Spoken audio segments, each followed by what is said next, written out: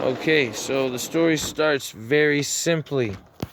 A coworker of mine came up to me and asked, "Would you like to buy acid?" And I said, "Yes, I would like to buy 10 hits of acid." So I bought 10 hits of acid. Then I decided that I was going to take 10 hits of acid before work. So I took 10 hits of acid before work. But this did not go without planning. I had to tell my store manager that my tire on my vehicle went flat and I needed him to pick me up. And he picked me up. So he took me to work and I proceeded to work on 10 hits of acid. There was a side plan that since my vehicle had a flat truck tire and I needed a ride to work, that I was going to need a ride home. And there was a female, we will call her the waitress. She was the goal to take me home. So I asked the waitress, "Hey, miss, do you think you could take me home? I don't want to walk home. The store manager who gave me a ride here, he's got something to do after work. Could you please just take me home?" Long story short, the waitress did not take me home. The store manager took me home. And on the way home, I told the store manager, "Excuse, sir, I took 10 hits of acid and went to work." And he said, "Wow, I'm impressed." And I said, "Well, I'm just joking." I told him I was joking, and this will give him plausible deniability. Okay, day finished. 10 hits of acid at work, complete success. Just a science experiment, complete success.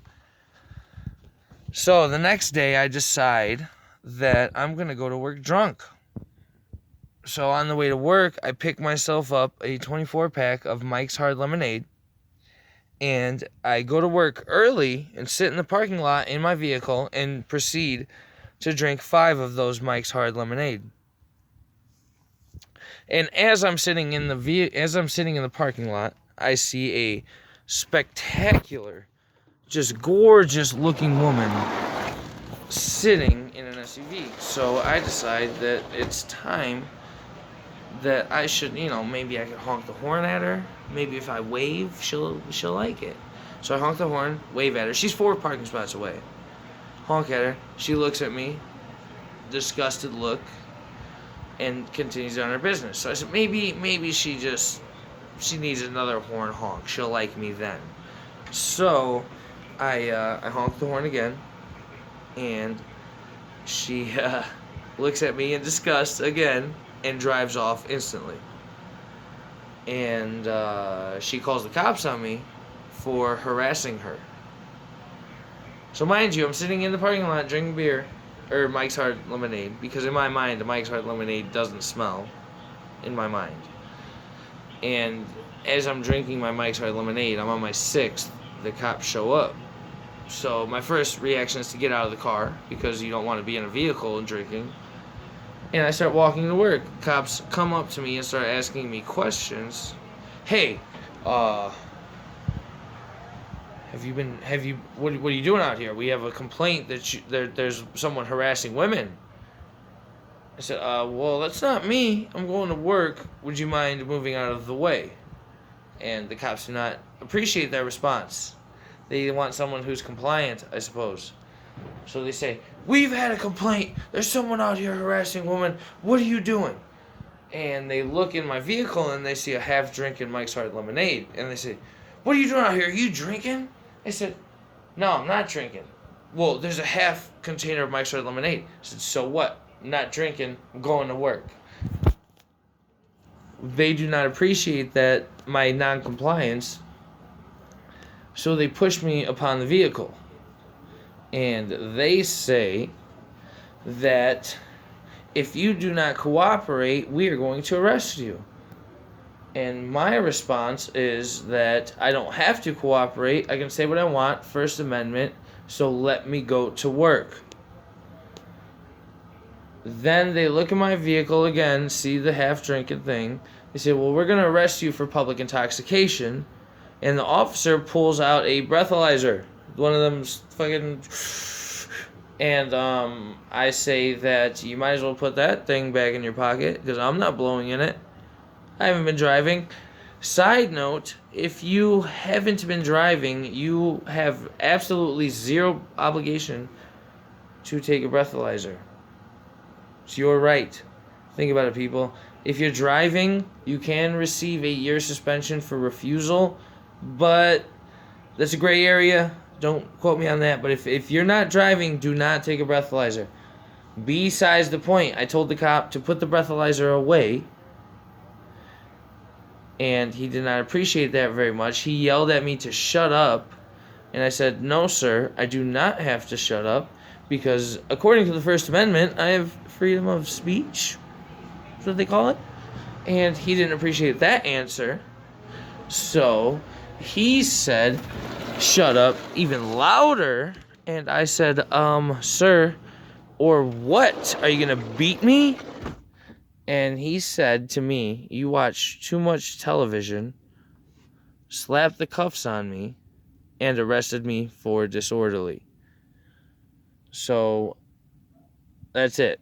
I'm done. I'm arrested for disorderly. No matter what has happened, I have been charged with the pettiest of crime. So as I'm being taken to the vehicle, I see one of my coworkers, because I am about to go to work, or was about to go to work, and I say, sir, I'm going to jail, bro. Going to jail, bro. And I guess he got a kick out of that, so I went to jail. And at jail, I had to wait for 2 hours to get my phone call, so I started to get frustrated. And I threatened a prison guard, that if he didn't give me my phone call, I was going to try to whoop him. And that did not work too well, because I received 18 hours in solitary for that action. So, my advice to you, do not threaten prison guards, because you're going to do some time in solitary. So, in solitary, during those 18 hours, which were by far the worst time I've ever served, the toilet didn't flush. And I realized that at hour 3, because at hour 2, I took a shit. And after hour 2, I had 16 hours of laying next to shit on concrete with no bed and no blanket, because I acted like an asshole. So do not threaten prison guards, because they'll make you feel it. Okay, so day over. I get bonded out for $250, which is a bond amount that I did not know exist, because a misdemeanor bond is $500. But apparently, for the crime that I supposedly committed, it was only $250. Interesting. So I get out of jail, and I go back to my place of employment, and I asked the boss, I said, sir, I'm not fired, am I? Like, I still got a job, right? Should I come in at 4 p.m. today, which is my next scheduled shift? And he says, no, you're fired. He said, whoa, for what? What did I do? He said, no call, no show. I said, I showed. I was outside. I was outside the building. I got arrested for an unlawful arrest, disorderly conduct, nonsense. He says, do you think getting arrested is an excuse off of work? I said, yeah, if it was unlawfully so. Unlawfully so? Yes, I do, sir.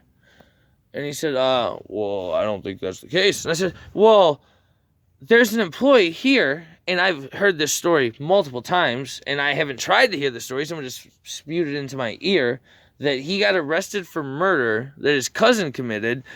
Long fucking story. Don't care about it.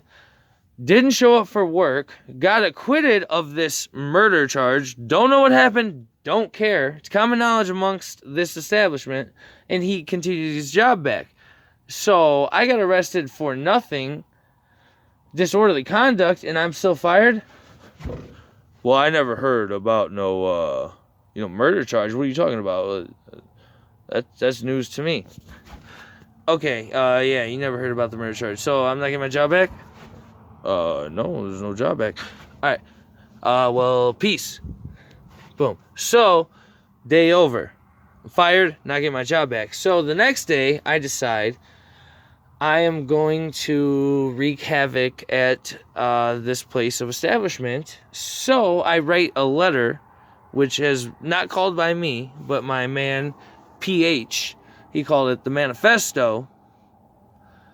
And it was pretty much a complaint about how this business ran their establishment. I can place a copy in the notes, but I'm not going to get into that. So I went into the establishment and handed out the manifesto, about 5 copies of the manifesto, blah, blah, blah. Then I told a gentleman, because the